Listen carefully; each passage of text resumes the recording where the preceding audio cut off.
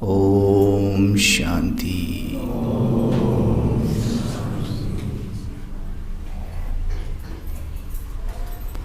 आपके ओम शांति बोलने से भी देखो वायुमंडल में कितना साइलेंस हो गया। अनुभव हो रहा है? अनुभव हो रहा है ना? हमारे हर एक शब्द में एनर्जी होती है। हम जो भी शब्द अपने मुख से निकालते हैं उसमें एनर्जी है, उसमें ऊर्जा होती है। हम चेक करें कि पूरे दिन हम अपने मुख से किस तरह के शब्द निकालते हैं। दूर दूर तक चलकर संत महात्माओं के पास जाते थे भक्ति मार्ग में। हो सकता है आप इस जन्म में नहीं गए हों, पूर्व जन्मों में गए होंगे।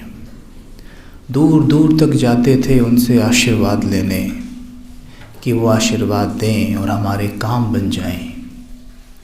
वो कहते थे सफलता हुई पड़ी है, आप सफल हो जाएंगे, स्वस्थ हो जाएंगे, आपके काम बन जाएंगे। हम ये सुनते ही इतने गदगद हो जाया करते थे और वास्तव में देखा जाए तो हमारे काम भी बन जाया करते थे, है ना? आपने कभी सोचा है कि उनके पास वो शक्ति कहाँ से आती है कि वो जो बोलते हैं वो हो जाता है, और हमारे पास उस शक्ति का अभाव कभी कभी क्यों रहता है कि हम जो बोलते हैं वो नहीं होता? क्या वो शक्ति उनके पास ही है, हमारे पास नहीं है? वो महात्मा हैं, आप देव कुल की आत्माएं हैं। आप ही की मूर्तियों के सामने बैठकर वो सिद्धियां प्राप्त कर लेते हैं। आप ही की मूर्तियों के सामने बैठकर वो सिद्धियां प्राप्त करते हैं, और हमारे जो हम बोलते हैं वो कई बार सिद्ध नहीं होता। कारण क्या है? अब कहते हैं तुम भूले हुए हो तुम कौन हो। तुम्हें याद आएगा वो अंत समय में जब मंदिर में जिस तरह तुम्हारी मूर्तियों के सामने लाइनें लगती हैं, वो वास्तव में जब यहाँ लगेंगी। एक एक मूर्ति के सामने, चैतन्य मूर्ति के सामने लाइनें लगेंगी, और वो आज भी लग सकती हैं, क्योंकि अंतिम समय का क्या पता है वो कब है। मेरा अंतिम समय तो इसी क्षण चल रहा है ना, क्या पता अगले क्षण में शरीर छोड़ दूँ। मेरा तो हो गया ना, है तो अंतिम समय तो यही है ना। तो फिर हम जो बोले वो सिद्ध क्यों नहीं होता? क्योंकि हमारी थोड़ी मिली जुली सरकार है। मतलब क्या है कि हम मुख से मीठे शब्द भी बोलते हैं तो दिन भर में कड़वे भी बोलते हैं। जब यहाँ सेंटर पे आते हैं, मुरली सुनते हैं, एकदम फरिश्तों जैसे होते हैं, अच्छी अच्छी बातें अंदर जाती हैं, आत्मा गदगद हो जाती है, क्योंकि आत्मा का स्वभाव है अच्छा सुनना और अच्छा बोलना। और जब उसके स्वभाव यानी उसके संस्कार, उसके नेचर के अनुरूप उसे चीज़ें मिलती है तो आत्मा अपने ओरिजिनल स्वरूप में आ जाती है। और ओरिजिनल स्वरूप में आते ही कैसी हो जाती है? एकदम जैसे अभी लग रहे हो, घर पे ऐसे ही रहते हो, जैसे अभी कितने पीसफुली बैठे हो, घर पे ऐसे रहते हो, ऐसा ही रहना है वहाँ भी। जैसे अभी अपने ओरिजिनल स्वरूप में हो ना, कितने पीसफुल हो, ऐसे वहाँ रहना है। उसके लिए क्या ज़रूरी है? अपने मुख से केवल और केवल ये प्रतिज्ञा करेंगे हम, केवल और केवल पवित्रता से भरे, शांति से भरे, दिव्यता से भरे शब्द ही निकालने हैं।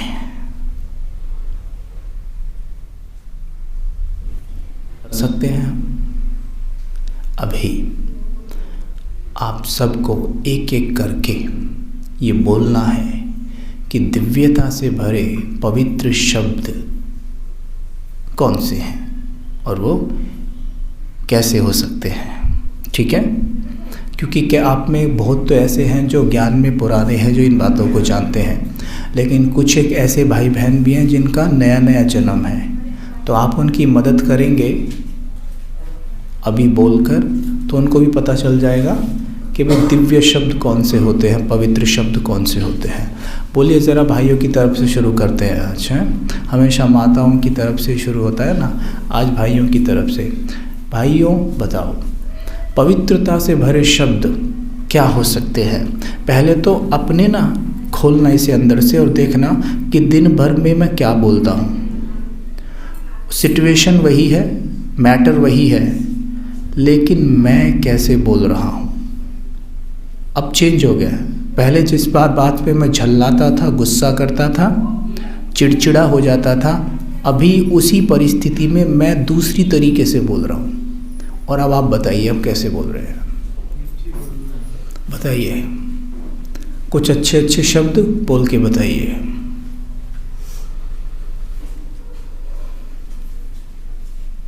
इतना टाइम लग रहा है, वो भी ब्राह्मणों को, तो अज्ञानियों का क्या हाल होएगा फिर। अब तक तो उधर से पवित्रता से भरे शब्दों की बरसात हो जानी चाहिए थी।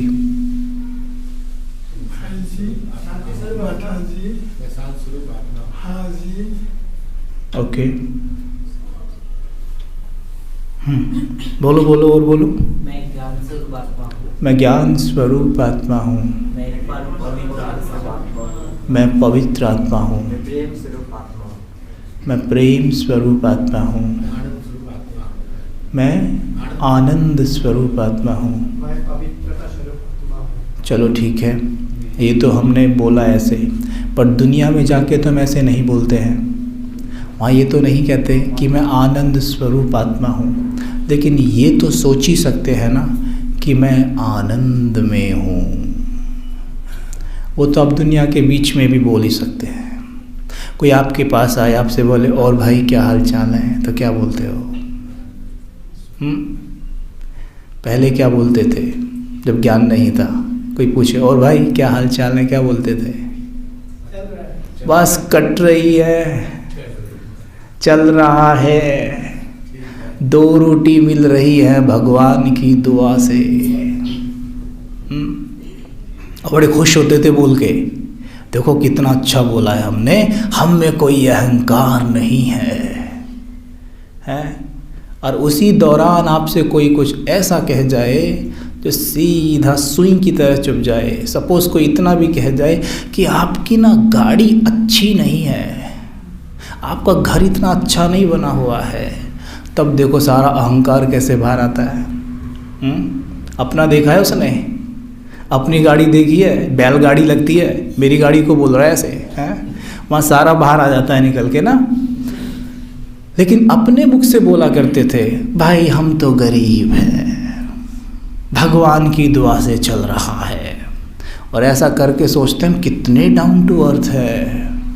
मंदिर में जाते थे, देवी देवताओं की मूर्ति के सामने खड़े होके क्या कहते थे, याद है? भूल गए? अभी तो ज़्यादा समय नहीं हुआ ना ज्ञान में, याद है क्या कहती थी माताएं? हाँ जी, हाँ, तुम सर्वगुण संपन्न सर्वशक्तिमान हो, मैं नीच पतित पापी हूँ, कहते थे हैं? मैं नीच पतित पापी हूँ। और ऐसा कहते कहते क्या हुआ? और बनते गए। ऐसा तो नहीं हुआ, ऐसा कह रहे थे मैं नीच पतित पापी हूँ, और वहाँ पे क्या हो रहा है? दिन पे दिन ऊंचाइयाँ चढ़ते जा रहे हैं। आप देख लीजिए, आज से 20 वर्ष पहले भी, 30 वर्ष पहले भी शायद आपको तनाव का पता नहीं होगा। डिप्रेशन तो शब्द ही नहीं था, है ना। काफ़ी आप में ऐसे बैठे हैं जिनकी उम्र 50 भी है, 60 भी है, पता होगा आपको। तो उस वक्त तो कुछ भी ऐसा नहीं था, ये सब आज ही आया है ना। तो इसका मतलब, हे प्रभु आप सर्वशक्तिमान हैं और मैं नीच हूँ, पतित हूँ, पापी हूँ, तो वहाँ से तथास्तु। क्योंकि जब कुछ भी बोलते हैं ना, सबसे पहले उसे हमारा ही मन सुनता है। प्रभु भी बाद में सुनते हैं, और प्रभु तो ऐसी बातें सुनते ही नहीं है। सच बताऊं तो शिव बाबा तो प्यारी प्यारी मीठी मीठी बातों पे ध्यान देते हैं, जो उनका नेचर है वो वैसी बातें सुन भी लेते हैं, लेकिन ऐसी बातें वो नहीं सुनते जिनमें केवल कचरा भरा पड़ा हो, नेगेटिविटी भरी पड़ी हो। मैं नीच हूँ, मैं पापी हूँ, मैं ये हूँ, मैं वो हूँ, तुम ऐसे हो, वो वैसे है। तो क्या है, तो सबसे पहले जब हम कुछ भी बोलते हैं उसे हमारा मन सुनता है, और सुनते ही उस पे इम्प्लीमेंट करना शुरू कर देता है तुरंत। आज मैं आपको फिर एक बात पर लेकर चलूँगा कि हम ये पर्सनली समझते हैं, आप कितना भी ज्ञान धारण कर लीजिए, जब तक मन को चलाना नहीं सीखते कि मन कैसे काम करता है, तब तक जो ज्ञान के तीर हैं या कहूँ ज्ञान के जो बीज हैं, आप मन की ज़मीन में डालने में कभी कामयाब नहीं हो पाएंगे। कभी भी मन के नियम के विपरीत कुछ भी करा तो हमेशा नुकसान में ही रहने वाले हैं। आपने एक छोटी सी कहानी सुनी होगी, आपने किसी को सुनाई होगी, मैंने बचपन में सुनी थी, मैं आज आपके सामने उसे रख रहा हूँ। ठीक है, आप ध्यान से उसे समझना और आपको समझ में आएगा कि मन कैसे काम करता है। ठीक है, क्लियर? सुनते हैं। आपने सुन भी रखी होगी, क्योंकि आजकल सबके हाथ में YouTube है, और ये हम पहली बार यहाँ नहीं सुना रहे हैं, कई बार 2-3 सेशंस में और भी सुना चुके हैं। हो सकता है आपने सुन ली हो, नहीं सुनी है तो बहुत अच्छी बात है। एक बार एक राजा के राज्य में बहुत सारी प्रॉब्लम्स थी।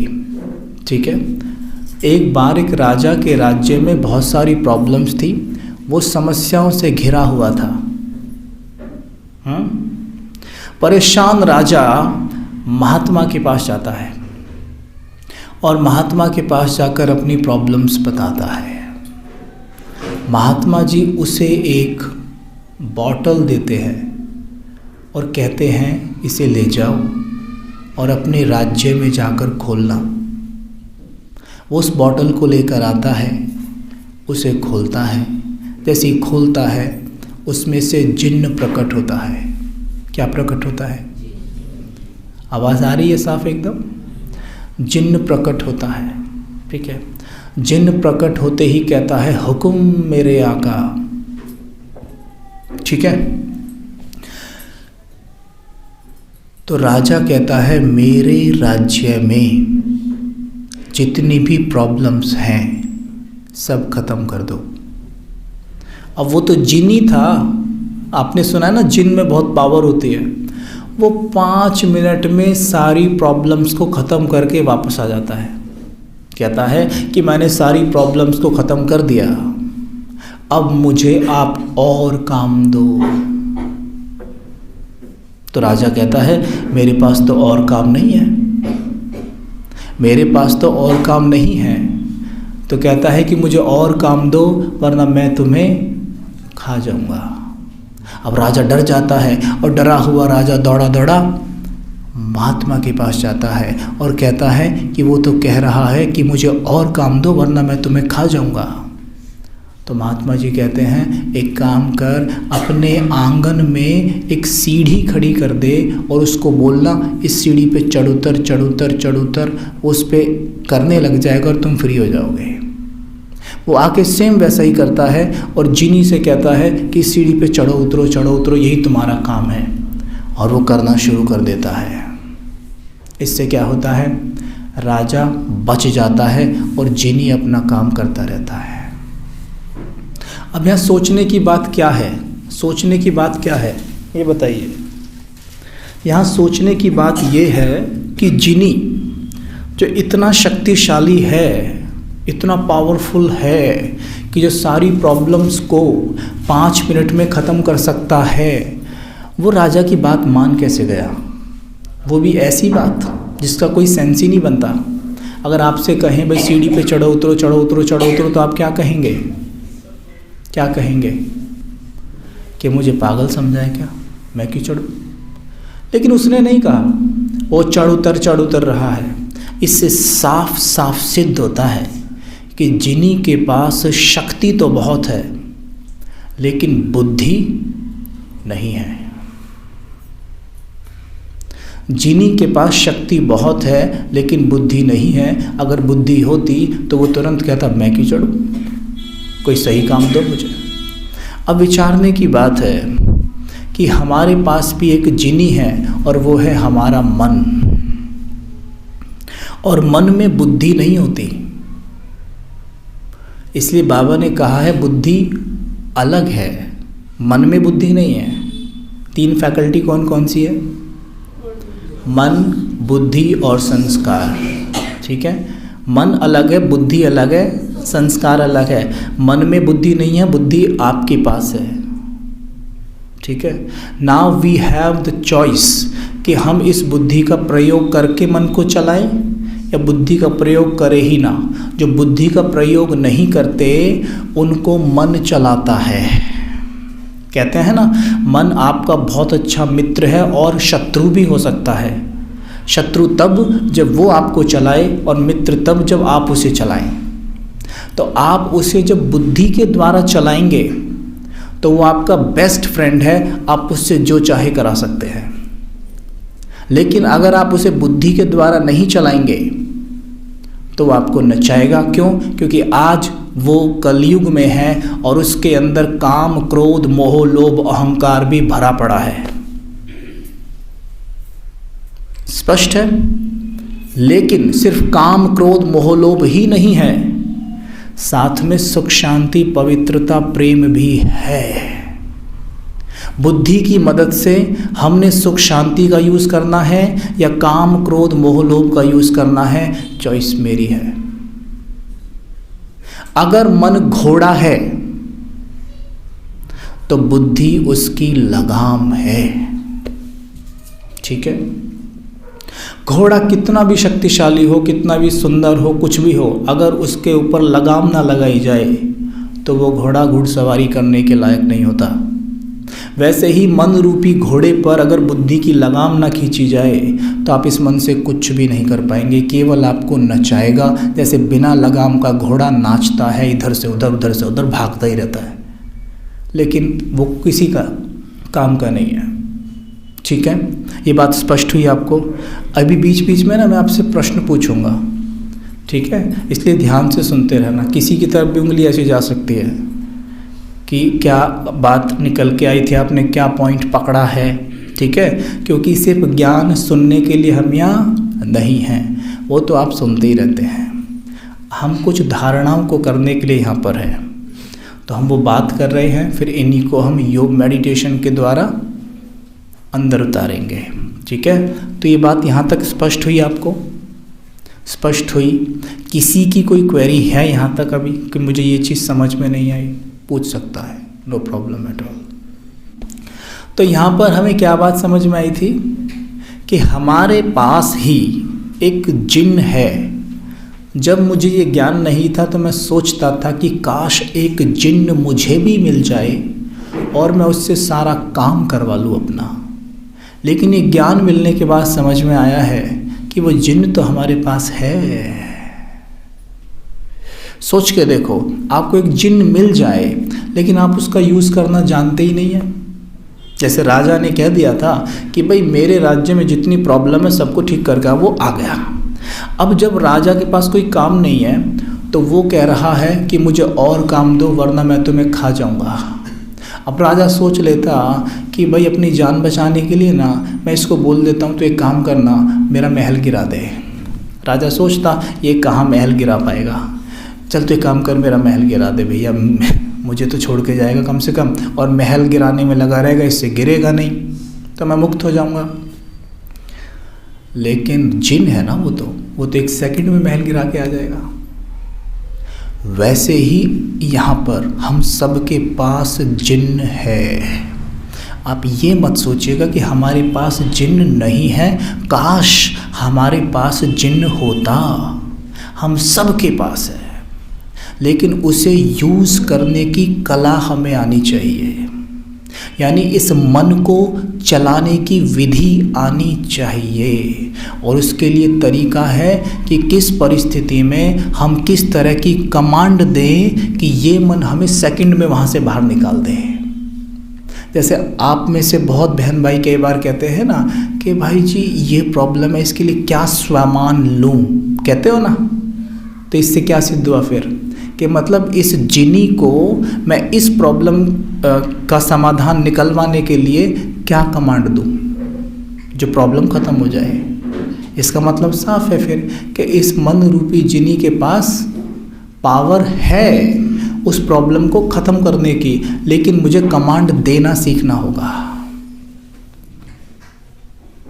अगर आप में कोई हेजिटेट नहीं है, अगर आप में कोई हेजिटेट नहीं है तो अपनी एक प्रॉब्लम शॉर्ट में खड़े होके बोलना चाहे जिसका वो समाधान चाहता है तो बोले। और हम यहाँ पर बताएंगे कि इस प्रॉब्लम से निकलने के लिए हमें अपने मन रूपी जिन को क्या आदेश देना चाहिए। हाँ, एनी टाइम बोलिए। मुझे डिसीजन लेने में प्रॉब्लम होती है तो ले लेती हूँ, लेकिन प्रॉब्लम होती है कि ये करूँ कि वो करूँ, फट से नहीं ले पाते, तो सोचना पड़ता है, कंफ्यूज रहते हो। अब जैसे हाँ, पहले इनका निकाल लेते हैं फिर आपका है। अब जैसे ये बात है कि भाई मुझे डिसीजन लेने में प्रॉब्लम्स होती है, मैं कोई भी डिसीजन लेने जाती हूँ मुझे प्रॉब्लम होती है, लेकिन डिसीजन लेता कौन है। पहले हमें ये देखना डिसीजन लेता कौन है। डिसीजन लेती है हमारी, कौन बताएगा, हमारी आत्मा नहीं, हम तो हैं ही आत्मा, बुद्धि लेती है। डिसीजन कौन लेती है, बुद्धि, ठीक है। अब बुद्धि का क्या क्या काम है पहले ये बताओ, बुद्धि का काम कौन बताएगा। हाँ जी, हाँ जी, जजमेंट करता है और हाँ एनालाइज, ठीक है, एनालाइज करना यानी परखना और निर्णय लेना। एक काम और भी है बुद्धि का जो बहुत महत्वपूर्ण है, कौन बताएगा। सोचना तो मन का काम है, निर्णय तो हो गया। और बताओ जो आप में महत्वपूर्ण काम आज बता पाया उसे एक चॉकलेट मिलेगी।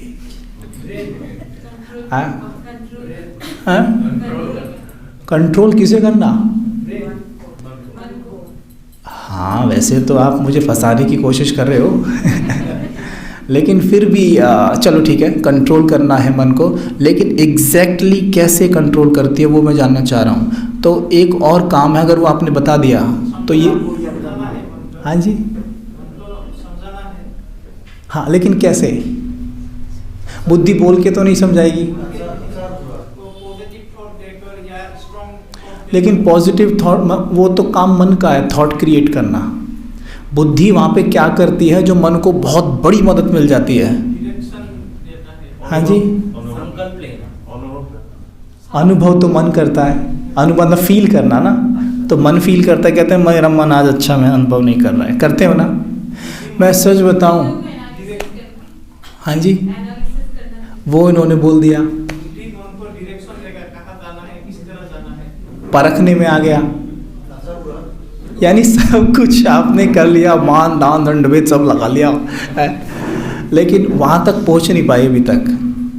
देखो हम में से ना अधिकतर ये मन बुद्धि के काम में फंस जाते हैं, इसलिए पता है क्या करते हैं, ये चीज़ें जब हमें समझ में नहीं आती है ना तो हम क्या करते हैं, हाँ ठीक है ना, मैं आत्मा हूँ, बाबा परमात्मा है, ये ड्रामा है, विनाश होने वाला है, और फिर थोड़ा मोटा मोटा सा समझ के फिर क्या करते हैं, मुरली भी भगते भगते सुनते हैं, मुरली चल रही है, हाँ हाँ सुन ली चलो ठीक है, बाहर निकले और फिर शुरू किस में, व्यर्थ में। व्यर्थ इसलिए आता है क्योंकि हम बारीकियों को नहीं समझते हैं। जब बारीकियों को समझ लेंगे ना, व्यर्थ में जाने का मन ही नहीं करेगा। देखो मैं आपको बता दूं, वैसे आप जानते हैं, अभी मैं जब बोलूँगा ना आपको बुद्धि का ये काम, तो ओह हाँ ये तो मैं जानता था, लेकिन बोला नहीं आपने किसी ने। बहुत सिंपल है, बुद्धि का सबसे महत्वपूर्ण काम पता क्या है, विजुअलाइज करना। आप जानते नहीं है ये बात, आप में किसी ने नहीं बोला हो हाँ ये तो मैं जानती थी, तो इसका मतलब आप नहीं जानते थे।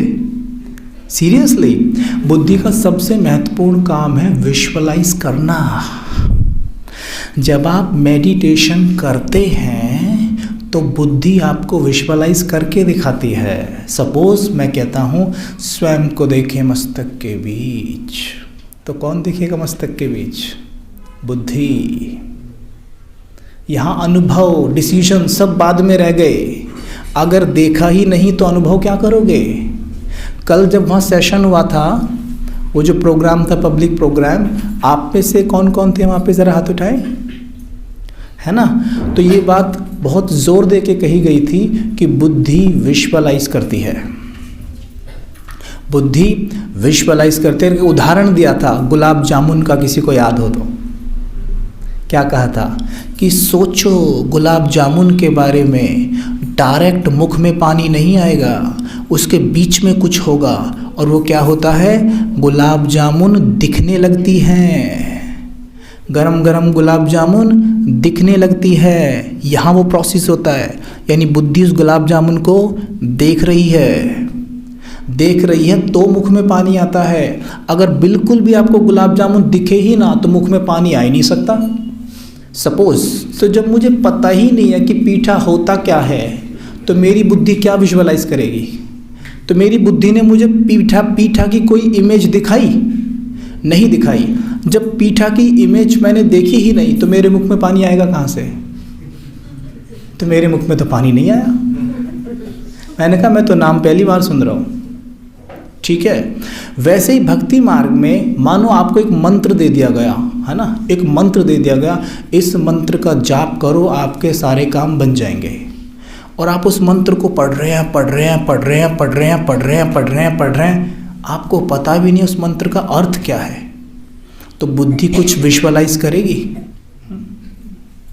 जैसे मुझसे कहा जाता भाई आप पीठा बोलते रहो तो आपके सामने कुछ आ जाएगा,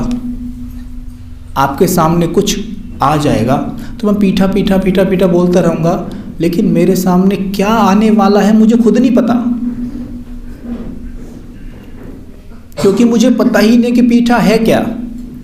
जैसे हमने राजयोग सीखा, हमारा जीवन कैसे बदलने लग गया फटाक से।